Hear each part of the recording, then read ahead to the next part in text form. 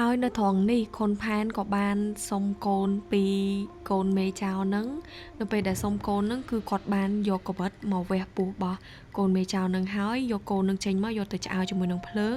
ចងខ្សែក្រហមហើយពាក់នៅនឹងកធ្វើជាកូនក្រក់ជឿសុខបងប្អូនទាំងគ្នាឥឡូវហ្នឹងគឺខ្ញុំបានមក adventure ដល់កោះកុងហើយទីតាំងដែលខ្ញុំកំពុងឈរនៅឥឡូវហ្នឹងគឺគេហៅថាខុនឆាងខុនផែនបងប្អូនកន្លែងខុនឆាងខុនផែនតែតាមពិតទៅទីតាំងហ្នឹងគឺជាចៃដីបងប្អូននៅខាងក្រោយខ្ញុំហ្នឹងទៅទីតាំងនេះគឺគេមានប្រវត្តិមួយចំនួនបងប្អូនពាក់ព័ន្ធជាមួយនឹងចៃដីមួយហ្នឹងណាមើលខ្ញុំនឹងនិយាយអំពីប្រវត្តិខ្លះៗដែលខ្ញុំដឹងប្រាប់ទៅកាន់បងប្អូនទាំងអស់គ្នាហើយខ្ញុំមកកោះកុងមួយថ្ងៃនេះឃើញថាបងប្អូនដែរឃើញមេឃភ្លៀងដែលភ្លៀងរហូតណាភ្លៀងហើយនៅពេលដែលមកស្ទុះអញ្ចឹងភ្លៀងខ្លាំងវាថាភ្លៀងខ្លាំងកន្លះម៉ោងអញ្ចឹងសម្រាប់5នាទីហើយសម្រាប់5នាទី10នាទីហ្នឹងគឺអារម្មណ៍សិចចេះបងប្អូនអារម្មណ៍សិចមកស្ទុះមកវាស់ទៀតហើយទៅគឺភ្លៀងសឹងតែថាពី3ថ្ងៃជាប់គ្នាហ្នឹងភ្លៀងរហូតបដោតខ្ញុំជិះឆ្លងកាត់ស្ពានដែរបងប្អូនអញ្ចឹងគឺខ្ញុំចង់សាកឈៀងចូលមកថតរូបនៅទីតាំងនេះដោយសារតែ background ទឹកនេះស្អាតបងប្អូនហើយខ្ញុំក៏ចង់ថតចែកម្លែកទៅកាន់ពុកម៉ែបងប្អូនចំពោះទីតាំងខុនឆាងខុនផែននេះទៅចំពោះចៃដីខុនឆាងខុនផែននេះគឺត្រូវបានកសាងឡើងតាំងពីសតវត្សទី13ហើយអ្នកស្រុកអ្នកភូមិនៅនឹងគឺគេជឿទៅលើបារមីនៅនឹងបងប្អូនគេថាអ្នកដែលមានតម្រូវការដូចថាចង់សុំកូនឬក៏ចង់សុំរឿងអ្វីមួយមិនថាសុំកូនទេសុំរឿងអីក៏ដោយគឺគេមកសុំនៅទៅនឹងភិកច្រើនបានផលហើយអាសាមានអ្នកមកលាបំណន់នៅទៅនឹងទៀតហើយខ្ញុំទៅដល់នឹងក៏ឃើញមានបងប្អូនមួយចំនួនគាត់បានយកផ្កាយកអីមកថ្វាយដែរហើយចំពោះចៃដីនឹងដែរនៅពេលដែលគេសាងសង់ដំបូងនឹងគឺវាអត់ធំអញ្ចឹងទេវាទូជាងនឹងហើយនៅកន្លែងកំពូលចៃដីនឹងគឺកសាងឡើងពីឈើចំណែកឯនៅខាងទូខាងក្រោមនឹងគឺគេធ្វើការរៀបឥដ្ឋឡើងសាងសង់ហើយបានគេ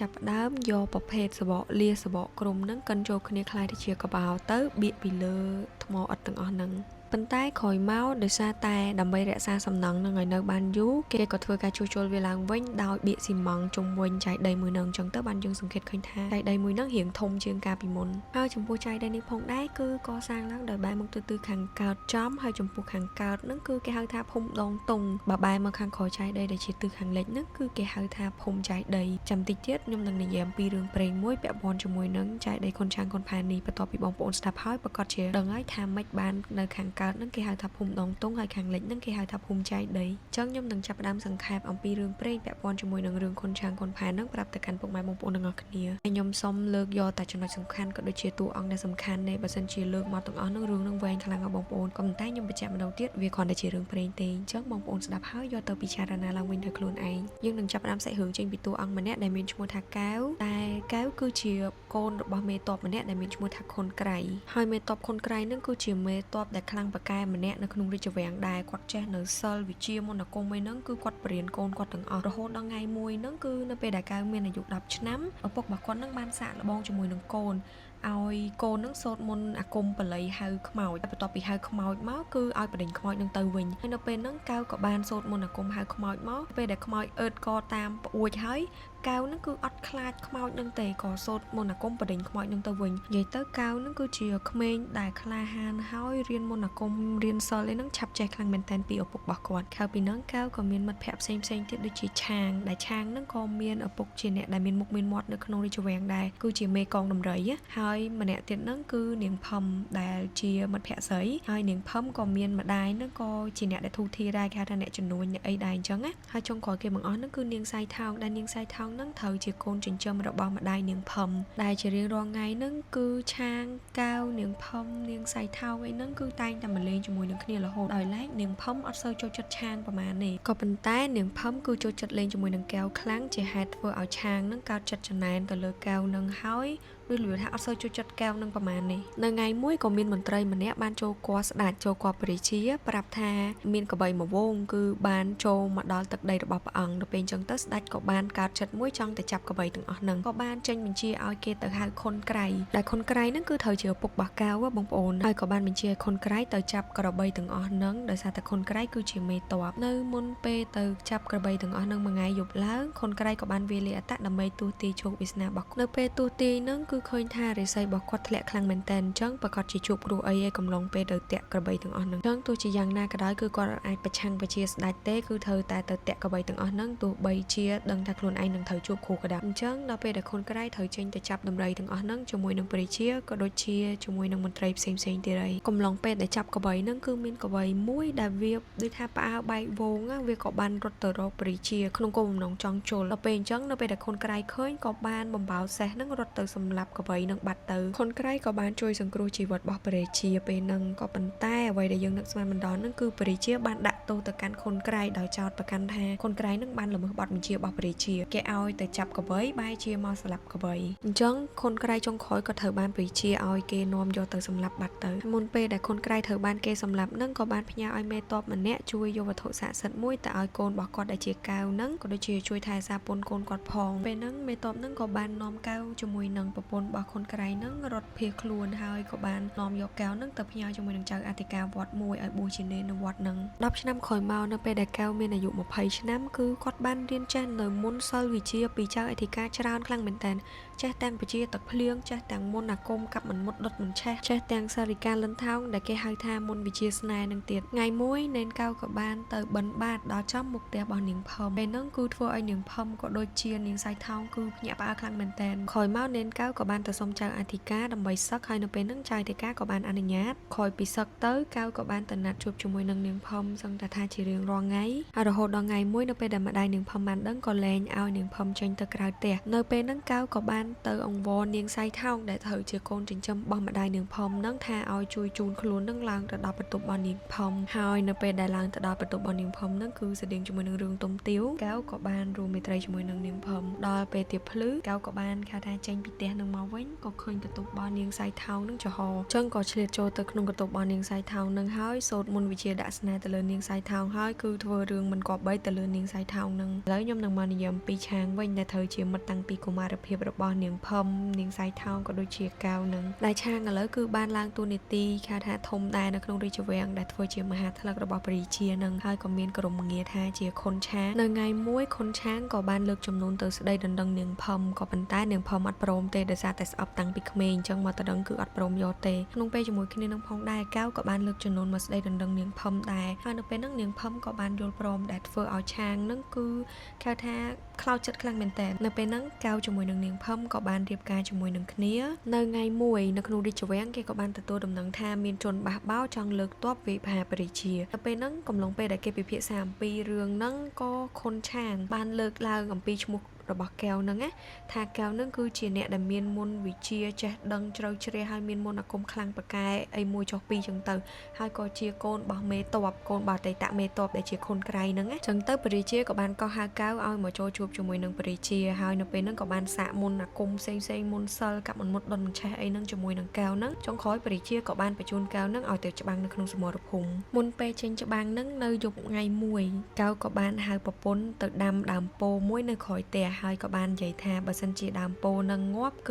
បានន័យថាកៅនឹងច្បាំងចាញ់សត្រូវហើយក៏ប៉ុន្តែនៅពេលដែលដើមពោនឹងនៅរស់គឺកៅនឹងនៅតែមានជីវិតជានិច្ចហើយនៅពេលដែលនាងសៃថោងបានឃើញរឿងទាំងអស់ហ្នឹងគឺពិបាកចិត្តខ្លាំងមែនទែនក៏ប៉ុន្តែធ្វើអីអត់បានគឺមានតែយំហើយពេលហ្នឹងកៅក៏បានឃើញនាងសៃថោងយំពេលយប់ឡើងពេលដែលនាងផឹមដែលជាប្រពន្ធនឹងបានដេកលក់កៅក៏បានលបលួចទៅជួបគ្នាជាមួយនឹងនាងសៃថោងហើយនៅពេលដែលព្រឹកឡើងនាងផឹមដែលជាប្រពន្ធនឹងងើបមកឃើញប្តីក៏ដើររកប្តីពេលហ្នឹងក៏បានឮសលេងជជែកគ្នារវាងប្តីរបស់ខ្លួនដែលជាកៅនឹងជាមួយនឹងនាងសៃថោងពេលហ្នឹងនាងផឹមក៏បានដឹងហើយថាពីរនាក់ហ្នឹងប្រកាសជាមានតំណែងជាមួយគ្ន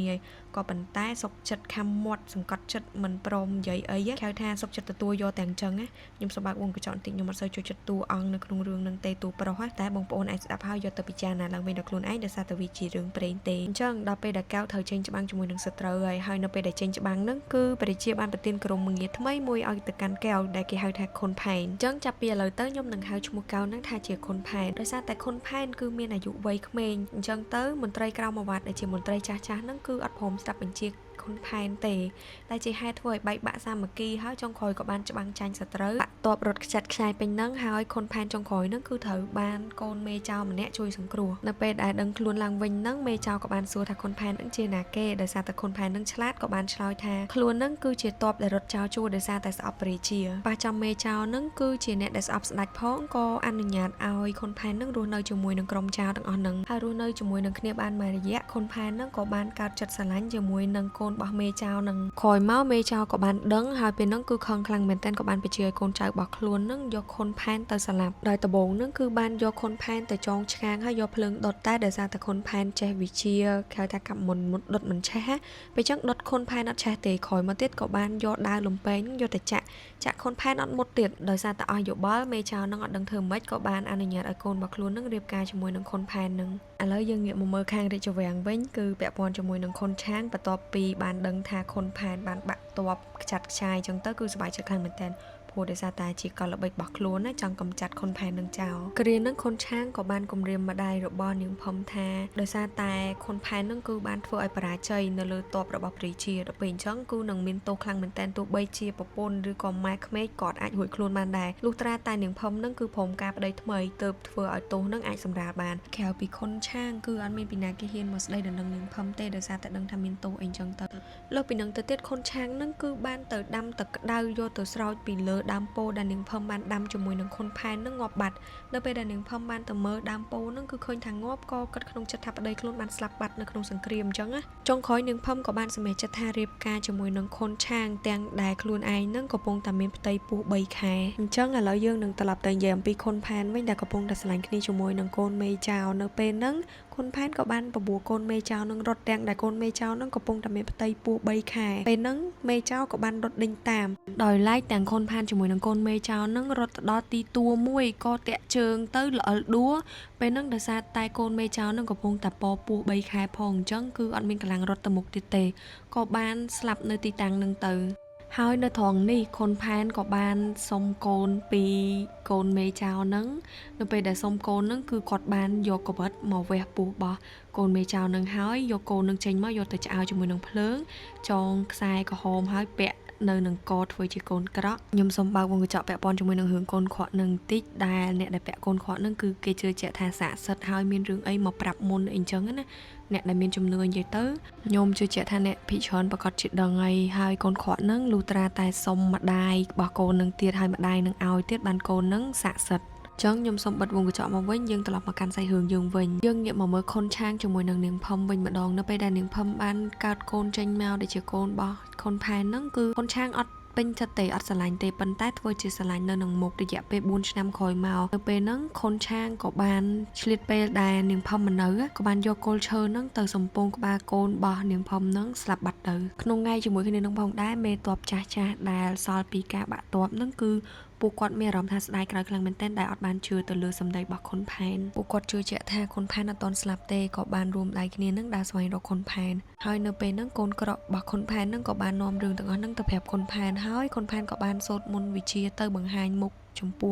มกเมตอบต่างอ่อนนั่งเตอร์ก็รวมได้คะแนนจะบังชนะตะลือสตรในยุคนั่งเตอร์จมวยคะแนนน้องพองได้เดซาแต่โกนบอลหนึ่งพมนั่งคืออัดตอนออกบอลเราเป็นจังโกนกระกับบานแต่ช่วยปลอกโกนบอลหนึ่งพมนั่งไอรูหลังเวงหายนอมเพลย์โกนบอลหนึ่งพมนั่งตะรอกหนึ่งพมเวงต่อปีนั่งโกนขอนั่งกับบานนอมย่อเหืองต่างอ่อนนั่งตะแผบคนแพนไปจงขอให้คนแพนกับบานนอมตอบโจแต่การดิจแหวงกอลจมวยนั่งปริเชียให้กับโดเชียแต่จูบจมวยนั่งคนช่างน้องโกมน้องจองสลับคนช่างใต้กระเถอบ้านหนึ่งพมขวจงขอให้คนแพนกับบานตะดังปริเชียให้นไปนั่งเดซาตายแต่งคนแพนคนช่างนั่งสตาเชียปได้บอลหนึ่งพมดังทักกัดตัวไอปีนาเกเตจังปริเชียกับบานสู้ตะกันหนึ่งพมไม่แท้คนช่างจมวยนั่งคนแพนตาโยมวยนาบัสันจีโยคนแพนปริเชียนังตกจีวัดไอคนแพนก็เป็นใต้สลับคนช่างบัสันจีโยคนช่างปริเชียนังตกจีวัดไอคนช่างก็เป็นใต้สลับคนแพนเดซาตะเปนั่งหนึ่งพมอัดดังทาเรือโยมวยนาเดซาตะสตาเชียปได้ระบอหนึ่งพมจังหนึ่งพมกับบานชอยทาหนึ่งพมสระลันคนแพนก็เป็นใต้อันดัดคนช่าง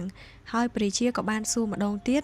នាងផឹមនៅតែឆ្លើយថាអត់ដឹងយកមួយណាទៀតចុងក្រោយព្រះជាក៏ខ្ញាល់ខ្លាំងមែនទែនក៏បានកាត់ទោសឲ្យគេយកនាងផឹមទៅស្លាប់ចោលនៅពេលហ្នឹងខុនផានក៏បានទៅអង្វរពេជ្ជឃាតថាទុកពេលឲ្យខ្លួនហ្នឹងរហូតដល់ទៀបភ្លឺសឹមសម្រាប់នាងផឹមបើសិនជាខ្លួនឯងហ្នឹងទៅអង្វរព្រះជាអត់បានចិត្តទៀបភ្លឺពេលដែលព្រះជាបានតើនឡើងខុនផានក៏ទៅអង្វរព្រះជាពេលហ្នឹងព្រះជាក៏បានសន្តោសបណីហើយក៏ព្រមលើកលែងទោសឲ្យនាងផឹមព្រះជាក៏បានបញ្ជាឲ្យខុនផានហ្នឹងទៅយកទង់ពណ៌សដែលជាទង់លើកលែងហ្នឹងទៅបង្ហាញពេជ្ជឃាតទៅពេជ្ជឃាតនឹងដោះលែងនាងផឹមហើយក៏ប៉ុន្តែដោយសារតែខុនផានហ្នឹងគឺសប្បាយចិត្តខ្លាំងពេកទៅរកទង់ពណ៌សហ្នឹងក៏កញ្ឆក់បានទង់ពណ៌ខ្មៅដោយសារតែវានៅចិត្តគ្នាក៏ទាញទង់ពណ៌ខ្មៅហ្នឹងបំបោសេះទៅកាន់ទីលានបហាជីវិតហ្នឹងនៅពេលដែលពេជ្ជឃាតបានឃើញទង់ពណ៌ខ្មៅបាក់ល្វិចល្វិចក៏គិតថាដល់ម៉ោងដែលព្រះជាឲ្យសម្រាប់នាងផឹមហើយក៏បានលើកដាវកាត់ក្បាលនាងផឹមដាច់ទៅគ្រាហ្នឹងទាំងខុនឆាងនិងខុនផានហ្នឹងគឺមានការស្ដាយក្រោយជាមួយនឹងទង្វើខ្លួនឯងជាខ្លាំងក៏បានកសាងចាយដីមួយឡើងដើម្បីដាក់ធាតុនាងផឹម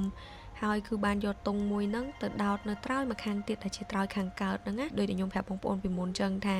ទីតាំងត្រើយខាងកើតហ្នឹងគឺជាប់ឈ្មោះថាភូមិដងទង់ចាប់ពីពេលហ្នឹងមកហើយចំណែកឯខាងប៉ែកចាយដីនេះវិញក៏ជាប់ឈ្មោះថាភូមិចាយដីអញ្ចឹងរឿងខុនឆាងខុនផានគឺចាប់ធំនឹងបងប្អូនស្ដាប់ហើយគិតមិនគឺអាច comment នៅក្នុងវីដេអូហ្នឹងបានអញ្ចឹងវីដេអូរបស់ខ្ញុំថ្ងៃនេះមានតែប៉ុណ្្នឹងទេចាំជួបគ្នាជាមួយខ្ញុំនៅក្នុងវីដេអូក្រោយបាយបាយ